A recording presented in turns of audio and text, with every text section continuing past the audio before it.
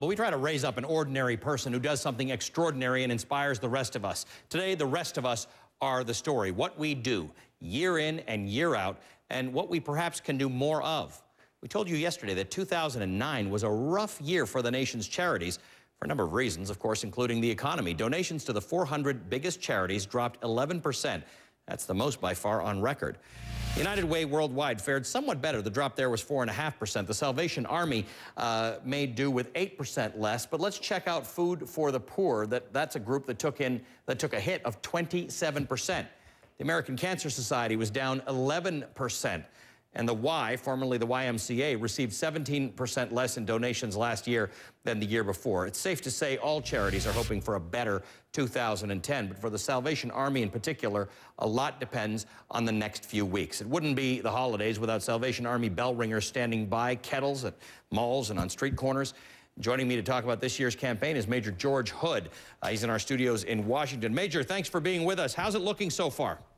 Well, we're cranking up and we're getting ready to put those kettles out on the street. Actually, some kettles in many of the communities that have been hard hit already have those bell ringers out. So we're looking forward to a very robust Christmas season. What affects how much money people put into those kettles? Well, there's lots of things. It's an emotional give. Many people walk by and they can think of a neighbor or a relative who may be struggling and having a difficult time, and they'll want to put money in there.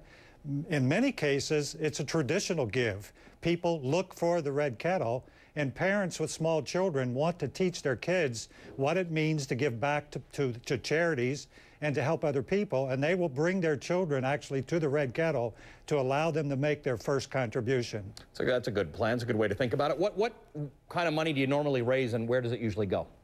Well, last year we set an all-time record. We were actually stunned by the amount of money that we raised in the Red Kettle. It was $139 million. That's a lot of quarters and dollar bills from the American public. And that money, wherever it is raised in a local community, will stay in that community to meet the needs of people who are hurting in that town. What sort of needs are you finding that have increased? I mean, have things changed in the last couple of years? Well, a lot of us talk about how we're out of the worst of the financial situation, but in fact, for a lot of people with their employment situation or their housing situation or their food situation, it's actually a little bit worse. There are still 14 million people who are unemployed across America, and that plays down into foreclosures with homes, the inability to keep utility bills paid, to have proper food on the table, to get clothing for their children. And what we try to do at Christmas is to raise as much money as we can, first of all, to make sure that children who come from underprivileged families are able to celebrate with toys under the tree. And all of the money that's left over in those local communities is then used to fund our sustained social service program throughout the next year. So it's very important that we raise as much money as we can during these last 2 months of the calendar year so that we know going into January what kind of funds we have to work with throughout 2011.